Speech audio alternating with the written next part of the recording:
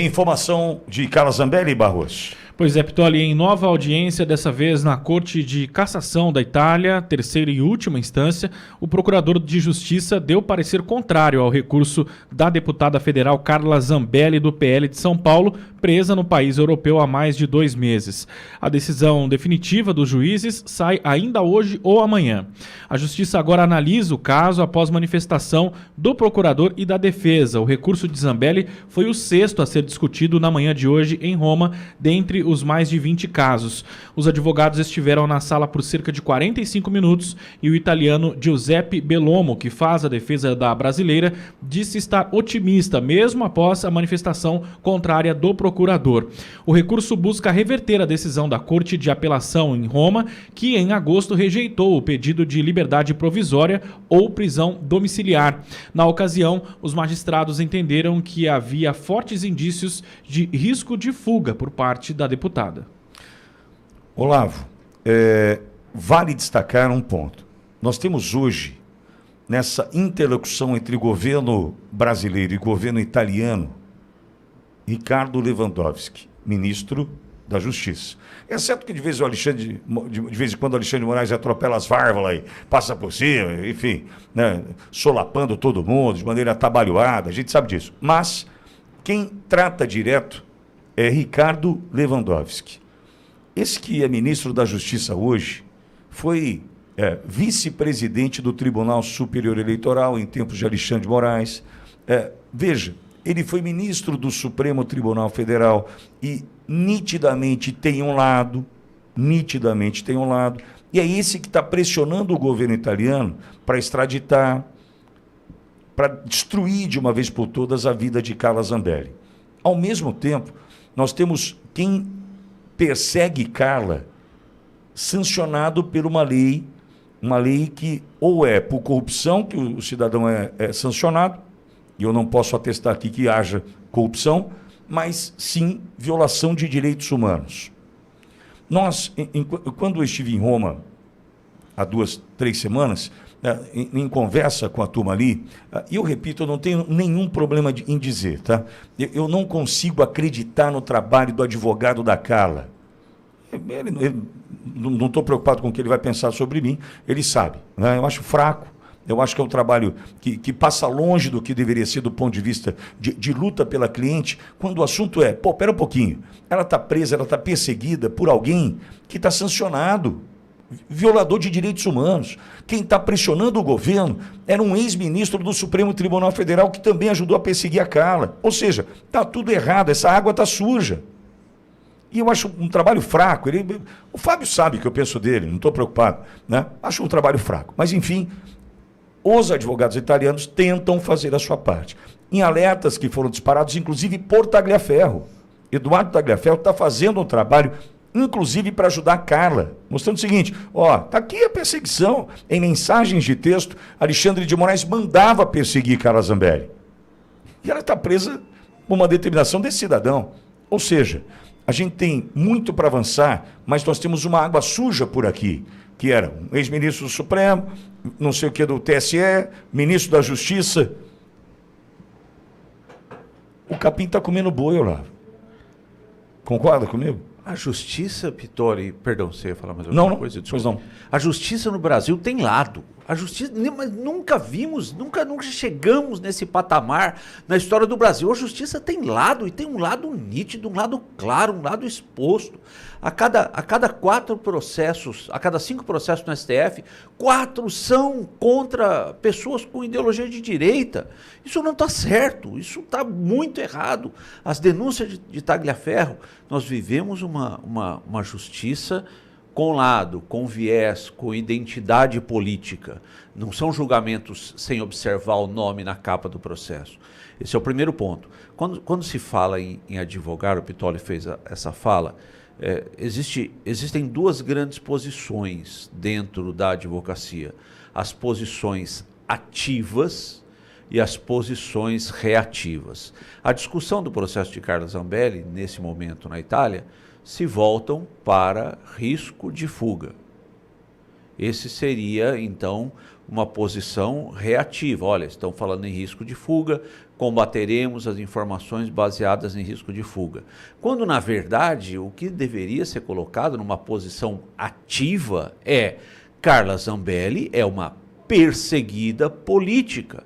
E não são poucos os elementos que identificam Carla Zambelli como uma perseguida política, como o Pitoli bem colocou, e já ouvimos Tagliaferro com todas as letras dizendo das ordens de perseguição em relação a Zambelli. Existe a questão de saúde de Carla Zambelli também. A necessidade nesse momento é se observar que Carla Zambelli precisa de um asilo político dentro da Itália por ser perseguida política no Brasil. Ah, mas estamos discutindo a risco de fuga, a questão da saúde. Tá bom, isso é importante, mas é secundário. O ponto principal, nevrálgico, é que Carla Zambelli é uma perseguida política no Brasil, tanto por Lewandowski, quanto mais por Alexandre de Moraes. Fala, Silvio, quero te ouvir. Pitoli, eu acho que desde que as conversas, que podemos chamar de vaza-jato, mas aquelas conversas em grupos de WhatsApp foram reveladas e que o perito que participava do gabinete clandestino do ministro Alexandre de Moraes, o gabinete que se comunicava, né, o gabinete eleitoral que se comunicava com o gabinete no Supremo Tribunal Federal de forma sigilosa, com inquéritos tentaculares, todos secretos, ninguém sabia do que era acusado, do que estava sendo vasculhado. Houve uma perseguição implacável, houve adulteração de documentos e o perito aparece e diz: olha, aconteceu isso mesmo, vou revelar mais dados, como Eduardo Tagliaferro tem feito. Inclusive ele foi convocado, chamado, ele esteve diante de autoridades na justiça e pôde dar a sua versão, pôde contar a história real que o Brasil vive. Inclusive também alertou que trata-se de hoje sancionado pelo governo americano, pela lei Magnitsky, por violação de direitos humanos. Esse senhor se chama Alexandre de Moraes. Todo o conteúdo dessas conversas, na minha opinião, deveriam paralisar o país. Não estou defendendo que ninguém quebre nada, que ninguém interrompe o ir e vir, feche vias públicas. Não, paralisar, que eu digo, é paralisar politicamente o Brasil. Porque o processo eleitoral foi maculado, porque houve perseguição política contra determinados alvos. Me dei o alvo que eu darei o crime. A gente insiste nisso, né? Nada mais Lavrent Beria, nada mais soviético do que isso. Pois bem, a Carla Zambelli era um desses alvos. Assim como Eduardo Bolsonaro é um desses alvos. Tá lá, tá escrito. As conversas aparecem, os juízes auxiliares, que nunca foram investigados pelo CNJ por aqueles diálogos, dizem: ele quer pegar o Eduardo. Ou a Carla Zambelli, isso o Eduardo Tagliaferro já disse com todas as letras, era um alvo. Então, eu acho que é preciso olhar com muito cuidado tudo isso, porque torço para que a Carla fique numa situação melhor lá, claro, para que ela possa estar em casa, por exemplo, porque tem deputada numa flotilha no meio de uma área de guerra, foi se meter em área de guerra que pode dar presença e votar na Câmara. Pois bem, ela não, né? Ela é uma perseguida. Então, eu queria tocar neste ponto. Se o Brasil fosse um país sério, se as nossas instituições estivessem funcionando em condições normais, né, normalidade institucional, quem deveria estar sendo investigado nesse momento é o ministro Alexandre de Moraes. São as pessoas que participaram daqueles diálogos, e não a Carla Zambelli. Goste ou não dela, goste ou não do Eduardo, goste ou não de qualquer político, tanto faz. Tem 513 deputados lá. Mas fato é que está viciado, está errado, a árvore está envenenada. Exatamente, é o capim comendo boi, né? O que a gente está vivendo no Brasil, essa é a realidade hoje. E só que essa falta de capacidade de se indignar, como o Silvio coloca, vai fazendo com que a gente vá aceitando, relativizando. Por exemplo, há pouco o Macron, eu jamais seria deselegante com o Macron, veja, se Bolsonaro não for, vai ser o Tarcísio, não, mas pode ser o Ratinho. Todos sabem o que eu penso, todos sabem qual é o objetivo da minha luta aqui. Veja, eu não estou dizendo que a luta por Bolsonaro, vou ser mais claro, A luta por Bolsonaro na eleição do ano que vem, ao meu ver, é a minha opinião, é a luta pela justiça. Simplesmente, é a luta pela justiça. Eu não posso me calar diante desse fato. Se eu relativizar, se eu colocar assim, mas pode ser o Tarcísio, pode ser o Ratinho, mas a gente vai ver. Se eu relativizar, eu vou aceitar a injustiça. Eu não posso aceitar a injustiça. E por que injustiça?